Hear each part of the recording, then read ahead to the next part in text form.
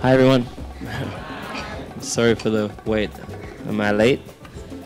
You're absolutely on time. I Thank wasn't you. driving, so. That's it. That's fine. Thank you, Lewis Hamilton, for being with us here today. On behalf of Hsm and Petronas, I would like to welcome the 4 times world champion, Lewis Hamilton. So before we begin, I'll just give you a brief introduction on what we're doing here and why we are sitting together. What is happening today is the biggest management, let's say, event of Latin America. So we have around this room top executives from different companies as well as employees from Petronas.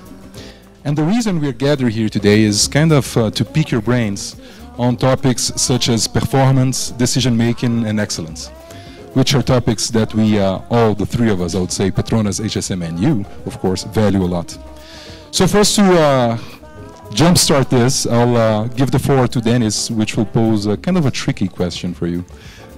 Not so tricky. And thank you so much for being here. It's a pleasure to have you here. But before we go to the script, I want to ask you, how does it feel, man, to be in Brazil just 1 week after you overcame Ayrton Senna in a number of world championships?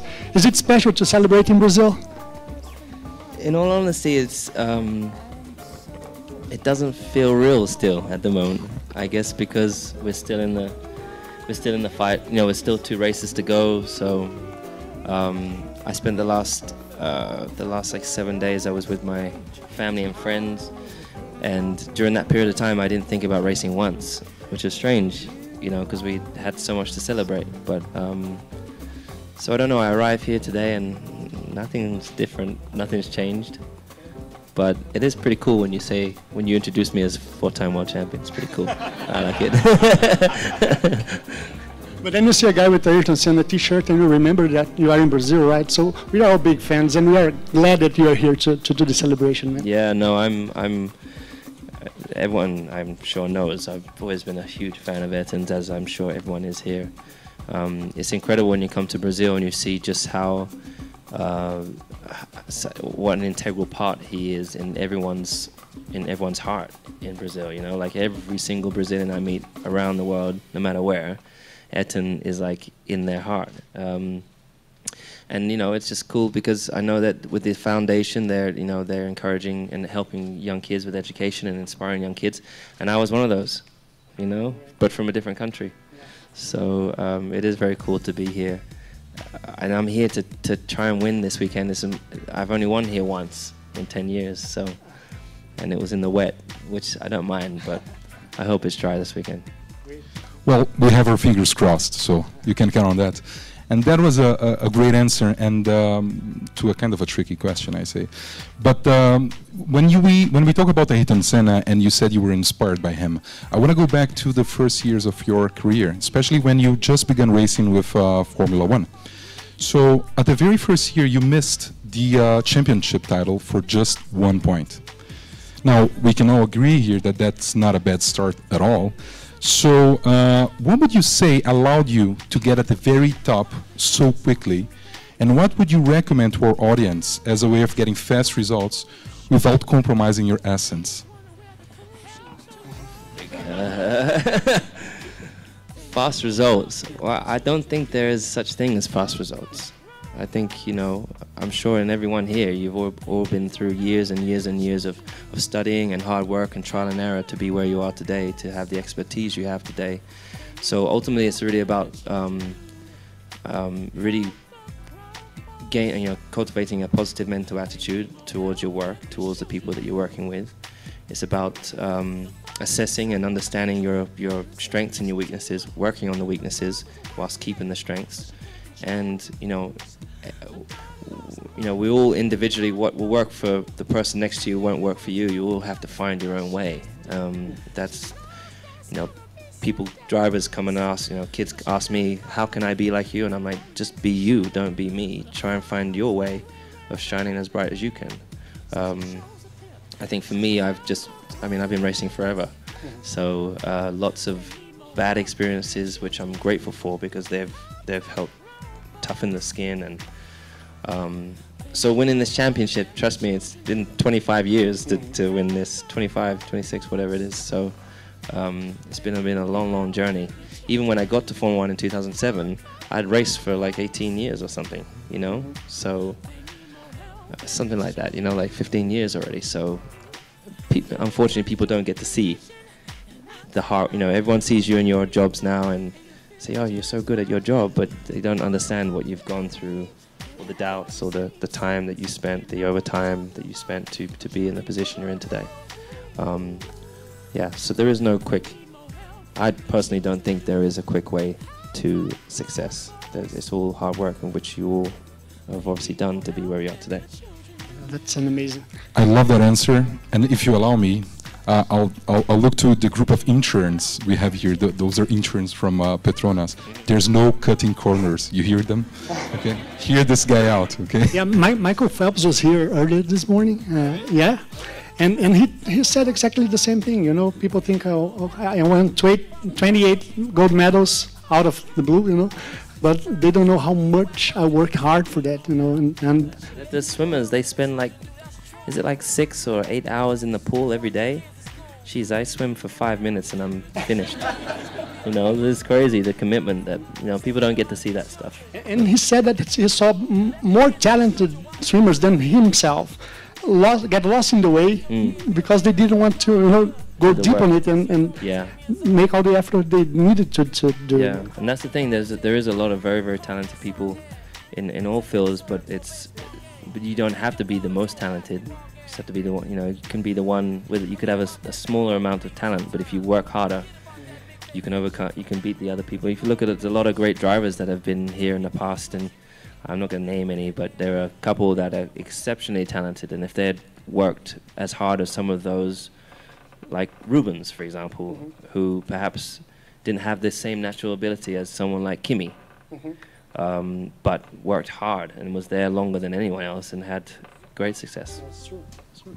So still talking about your career, in 2012 you made a decision which is very difficult for every professional, which was changing from one team to another. So you left McLaren after 6 fruitful years and 1 World Championship to join Mercedes. Well, if you look at it from today's perspective, seems like an easy decision because Mercedes is one of the greatest motorsport teams of all times. You won another 3 World Championships.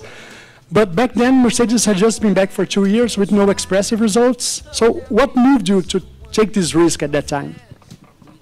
That's a good question. It was one of the, obviously it's the best decision of my life. What happened at the time was I'd been with McLaren since, obviously it was McLaren and Mercedes, so I was already still with Mercedes, but they obviously bought their own team. I think for me was, I'd been with McLaren for a long time. I didn't really feel like there was anything more for me to do there, you know, like I kind of just, we'd won a championship, we'd won races, we'd had lots of ups and downs, we'd had generally a great season 2012, and we're embarking on this extension, and then my job for me was to evaluate my options. So I looked at all my options and then I worked out the pros and cons for all of those options, and eventually dwindled it down to McLaren or Mercedes. I loved there was a lot of question about, can a driver win a championship in another team? You know, the ultimate proof that a driver's good is if he can win in more than one car. So that was one thing that I was interested in. Also, I was keen on watching Michael's career. He went to Ferrari when Ferrari weren't very good at the time, and then had all this great success with them. So it's kind of like, how neat would it be to go from a team, you know, McLaren was a winning team, won tons of championships. If I win more championships with them, I'll just be another one of their drivers from the roster. But if I go to Mercedes, that's struggling, I think was the 5th best team at the time, if I can help be a part of the journey to success, that would be so much greater, an achievement personally. So that was really one of the main reasons that I was like, or even contemplating making the decision. And ultimately, I had to be smart with understanding what their engine situation is, their investment, understanding their commitment, how many years they're planning to be committed to the sport. So I dug deep, and I had both these 2 great opportunities. Of course, when I decided to stay with go with Mercedes, it came very clear to me, and I was like, I'm going. I didn't have any I'm in an R, and as I was sighing, I was like, yeah, this is exciting. And then I was at Christmas, and I was thinking, oh no, oh geez, have I done the right thing? But then the journey's been incredible, and what I really enjoyed is everything I learned from the younger days, and when I got to Formula 1 at McLaren. Firstly, I made the decision myself. Nobody else around me influenced it. You know, when I was at McLaren, my dad was managing me for years, and he suggested to stay at McLaren. But I wanted to make the decision. I was like, I want to make the decision for myself, and whether it's good or bad, I'm going to live with it. But it was my decision, no one else's. So I was excited about that. And what else? And then, yeah, then I just went with it. And geez, I could not even have dreamed that it would be as good as it is today. But I really did do my homework. I really did believe that this would happen at some stage. Maybe not as early as it did, but I really truly believed with the structures. Ross Brawn came to my house, sat in my mum's kitchen with a cup of tea, and he explained to me where Mercedes was. You know, they had 400 people, how they're expanding, the investment that was going in, where the car is going, how all these different things they were planning on doing. And I was like, interesting, you know, because I pay a lot of attention to what happens in the background. So yeah, but it's just been a dream since the day we signed then, and everyone was like, the worst decision you could ever make, your career is over. And then them eating their words and changing what they say, that's a good feeling. Again, a great answer. I really appreciate that. Thank you. And since you spoke about risk-taking and decision-making, I have a follow-up question on that. So we know that everybody sitting around this room again is basically making decisions every single day and taking risks as well. That's the way to manage a business, right? Now, as a Formula 1 driver, you have to conciliate like both worlds: instant decisions when you're racing, when you're driving, with mid to long-term decisions, such as the one you just described. Well, now after 10 years with F1, what have you learned about decision-making? How do you prepare yourself, even mentally, to balance those split-second decisions and the long-term ones, which might cost a race or your whole career? It's a good question. I think it's a little bit different. When I'm in the car, obviously it's instinct. But instinct is backed with experience. For all these years of racing since I was a kid. You know, when I started, we had no money, so I started with the go-kart was bent, and it looked terrible. They say it takes practice to improvise, right? Yeah, definitely. But I mean, what I'm saying is, if I started in the best go-kart, I would not be the driver I am today. Of course. I started in the worst go-kart, and I had to start at the back and make my way through. So when I make these instinctive decisions when I'm on track, that comes from all that foundation built when I was a kid. And in terms of the more long-term decisions I make, that's come from, again, from experience and learning from my peers, people around me, and just gathering as much knowledge and detail as possible to make the most accurate decision, the best decision you can possibly make. But I love, you know, on my race weekends, there's a lot of decisions that need to be made in terms of like when I start the weekend, when I get in the car, how I drive those laps, the detail, the information I give back to my engineer, the decisions I make of the setup direction I go determines whether I get on pole or not. And those decisions are so crucial for the weekend. If I choose the wrong one, because my engineer doesn't set my car up, I set it up. So I think there are some drivers that give the information and let, like often Nico would give the information and let his engineer make the decisions, which worked great. Me, I like to do it myself more, you know. So I sit with my engineer and I give him a brief of every single corner from entry, mid to exit, every single one. And at the end, I'm like, okay, so these are the 5 things I'm thinking, you know, 5 things I'm thinking of. How about you? I think we need this one, this one, this one, this one. And, you know, then the next time you get in the car, it's a risk. but it's so rewarding when you've made the right decision. You're like, it was the right one, and I love that. I mean, risk is exciting and exhilarating at the same time, so there can be double rewarding. That's right. The next question is everything to do what you just said, because Formula One has changed a lot in the past 10 years since you joined it. And I normally hear people ask you questions about how do you prepare physically or mentally as an athlete. But I want to know, how do you prepare for the technological changes that are going to affect the sport and the way you drive? How do you keep up to date with the technological changes? Well, in my team, there's a lot of people. There's over 1,000 people in my team. There's a lot of engineers. Yeah, there's 1,500 or 600 people in my team. So I'm the small chink in a long, long chain of people, of very, very talented people. A lot of them have come from Oxford University, from Harvard, so they're the smartest people. So when the rule change comes, the key for me is to extract the knowledge from them, because I don't understand everything that's in the books that they studied. When they show me the rule book, I don't understand everything that's in there. But how do so I have to work on the lingo and converting that language into racing terms. And a lot of the engineers, they're all about numbers and very often not very practical. So I bring the practicality part to it, and I already start, like already from now, I'm already getting knowledge of what's happening to next year. I keep a close eye, so every time I go to the factory, I'm watching the car develop. I go into the wind tunnel and I take the head aerodynamicist and I say, why are you doing that? What's this about? What's your next move? And then I also have to communicate with them what my limitation is, because for them, they're like, we want to build the car to be like this, and I'm like, yeah, but I need it to be over here. This is what I need. So it's all about communication. I have to really sit with them and really drill it down their throats. What I need, what's my limitation in the car? This is what I can. If you give me this, I can make it go faster. Great.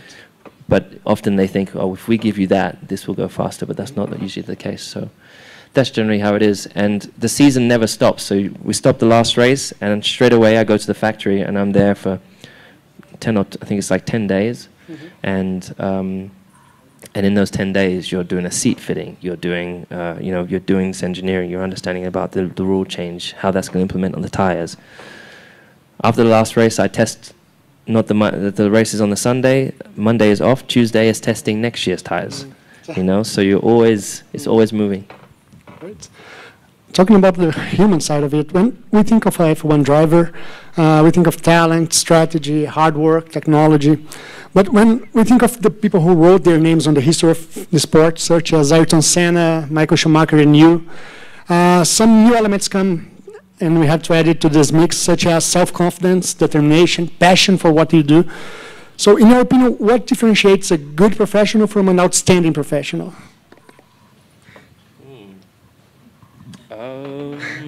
That's a good one. What an outstanding. I think it's all of those things you mentioned. Obviously, that ultimate belief in yourself, and it's not about like people can mistake it for arrogance. It's not. It's just having that pure belief that you are better than you have the ability to be great, greater than your imagination, and I think it's also the will to succeed. It's the never giving up mentality. It's always wanting to push the boundaries. It's wanting to do that extra bit of time, put that extra bit of work in than the other guy.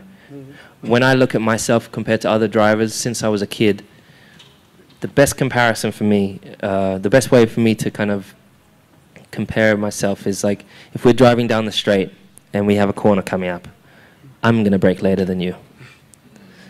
I'm going to brake later than you. And that's my mentality. I'm going to go, if you're going to go this distance, I'm going to go that distance. And I think that really is what differentiates the good, because there's lots of good drivers to the slightly better ones, And it's small percentages, but in the bigger scheme of things, it looks bigger. Amazing. Thank you so much for that. Now, if you allow me to follow up on what you just said, and that's not on the script, so I apologize, but that history of breaking a little later than the others. If I understand correctly what you said in another interview, you had your father pushing you for doing that, right? So how much of this is, you know, a legacy that your father gave to you? Like I push my kid so that he's the best. How much was, you know, driven by yourself? Because let me tell you why I'm asking this.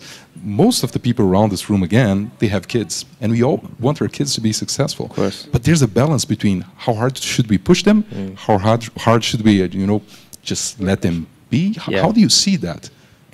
I find that probably the most difficult thing that all of us are going to face or are facing. I've got a close friend who's here with me today who's just had a child, and I'm watching how they nurture this baby into what it's one day going to be. And I look at my dad, and there's areas which he pushed me way too hard. He went too far, but there's others that he did exceptional. And I think there's no perfect parent. I think we're not born with all the answers.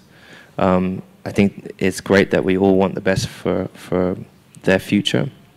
So yeah, finding that balance is key. And I've met lots of people that have, you know, from either wealthy families who have the greatest kids who, like you would expect to be spoiled, from poor families who also have just great kids and somehow just have come from humble beginnings but just have such great strength to want to go someplace. I personally can only take experience from my dad and want to be as good as him but better. So I take the great qualities of what my dad is. I think if you look at all the great athletes, look at Serena Williams and Venus, their dad was there. Look at Tiger Woods. The dad was so influential in their careers. And for me, my dad, he stood on the corner in our first year or first days of driving. He stood on the corner. He would go and stand on the track. He's like, that's the #1 kid. He breaks here. Now Lewis, and he would walk a couple of meters later and say, now Lewis, you have to break here. So there's this one corner at this track, and I would come and I would break there, and I would spin off. I would spin, and there was a pond. It was like a little pond just beyond the corner. I was always in the pond. So I was always covered in water. And through practice and practice and practice and practice, I could break there. And then that core, that then stayed with me. And so yeah, I think ultimately, I don't think it's necessarily his legacy, but all the strengths, all the great values my dad installed within me, and then helped strengthen those. And ultimately, I guess his goal was to create a better him. You know, all the things that he wished he would be. He wished he was a driver. I'm the driver. So, yeah, I would say. But also, you got to. The one thing that was missing, and I wouldn't change it for the world, is that I wasn't able. You've got to allow your kids also to be who they're going to be, and allow them to enjoy and flourish the way.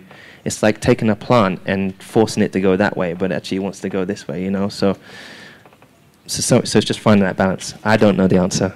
I'm petrified of one day when I have kids, of how I'm going to do it. I have no idea, but I'm going to wait as long as I can, so that maybe by then I have more knowledge. As I watch all my friends raise their kids. Well, I have 2 kids. I have no idea what I'm doing. So, so that's great insights, gentlemen. Thank you so much. Now, we have been exploring all the upsides of your career, and I know it's hard to talk about frustrations, but we all have frustrations.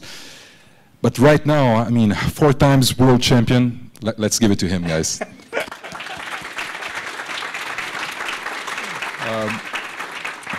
Even though being 4 times world champion, I'm sure you have faced some moments of difficulty and frustration during your career. Those moments could even lead you to give up. So how did you face those moments, and what kept you moving forward? Where did you bring this energy to never quit, to never give up? Again, that comes from my dad. Again, just experiences when I was younger. I used to do boxing training when I was really young. This is just an example. And I was 8, and my dad put me in a boxing ring with this kid. They had to find another kid that was the same height, and he was 10. But he was a real thug from the streets. Like, I'm sure he was a bully at school. and he beat the living daylights out of me in the first round. My nose was bleeding, and my dad came out, and I was crying. And I was like, I don't want to go back in. My dad's like, go back in there. You got to face your fears. So I went back in, and I overcame that fear, and I beat, in that little round, he didn't get one punch in. So kind of that's just really an experience that I've used through my whole career. But I've also taken inspiration from other individuals. Like I've got my younger brother's disabled. Growing up, he has cerebral palsy, so he always falls over, gets back up. But the key was that he would fall over, and he would get back up. He doesn't complain. He keeps going. And there's so many people around the world with far, far worse scenarios than what we are faced with today. He's a driver also, right? He races today, yeah. So, he's defied odds. I forgot what was the question again? Yeah. So I think it's just really, there was many times, and particularly one particular time when I went from go-karting to cars, and I was crashing all the time, trying to find the limits, tried to be the best I can be, and I was failing miserably. And I was thinking, I had heard about some other great kart drivers who went to cars and did not succeed. And the fear of that happening was creeping over me like a dark cloud. And I remember going to bed one night thinking my career's over, and the next morning I got up early, I did the longest run I ever did. It was like 13 miles. I never did such a long run. And I got into a really positive attitude, so I used that a lot. Training always helped that. And honestly, it's not always been sunny days for me, And even today, even during this year, there's times I'm at home which you won't see where, am I going to be ready for this race? Am I prepared? Can I still win this championship? So many constant questions all the time, but it's really about turning negatives into positives and keep believing, keep believing, keep believing, keep believing. And I'm really grateful for all the times that I've fallen and all the mistakes, because that's where you learn. You don't learn a lot when you're winning. It feels great. When we win a race and we do an engineering briefing afterwards, there's not a lot to say. Hey, the car is good, the car feels great. But when you have the bad races, that's when you understand more and you learn more and you grow. So, yeah, it's not how you fall, it's how you get up. Antonio, unfortunately our time is over. Sorry, I give really long answers. Nah, but that was great awesome. answers.